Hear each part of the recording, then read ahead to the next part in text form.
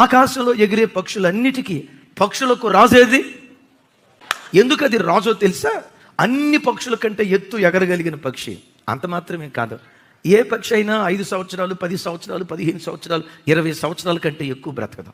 పక్షిరాజు ఆల్మోస్ట్ 70 సంవత్సరాలు బ్రతుకుతుందట. 70 సంవత్సరాలు.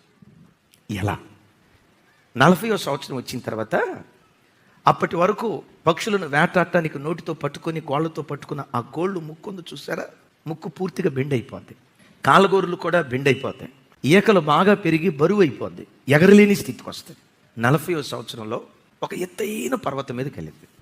ఆల్మోస్ట్ 1.5 మంత్, 45 రోజుల నుంచి 90 రోజుల కాల వ్యవధిలో ఆ ఎత్తైన స్థలం మీద కూర్చొని ఆ ముక్కును బండకేసి కొడుతూ ఉంటే రక్తం ఉడుస్తుంది.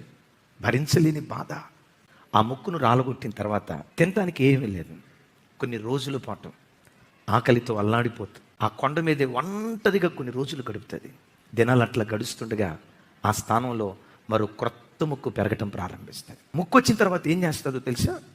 కాళ్ళకున్న గోల్డ్ ముక్కుతో పేకటం, బండకేసి కొట్టడం, ఆ 10 వేళ్లకున్నటువంటి కోర్లు ఒక్కొక్కటి ఎస్, రక్తం కారుతుంది, అయినా పోరాడుతుంది. అయిపోయింది. క్రొత్త గోర్లు పెరుగుతాయి. ఆ గోర్లు పెరిగిన తర్వాత పొడువాటి రెక్కలు ఒక్కొక్క రెక్కను పెరికేసి చివరికి బూడిదైపోతుంది పక్షిరాజు. 45 రోజుల పాటు ఎత్తైన స్థలంలోనే ఉన్న తర్వాత క్రొత్త ఈకలు దానిలో నుంచి ప్రారంభమవుతాయి. ఎప్పుడైతే క్రొత్త రెక్కలు వచ్చాయో పక్షిరాజు రెక్కలు చాపి పైకి ఎగురుతూ మరలా వేటటాడడానికి వెళ్ళి 30 సంవత్సరాలు అదనంగా అది బ్రతకడం ప్రారంభిస్తుంది. దైవజనమా, మనం పోగొట్టుకున్న ఆత్మీయత, ఒకప్పుడు కలిగిన ఆత్మీయ స్థితి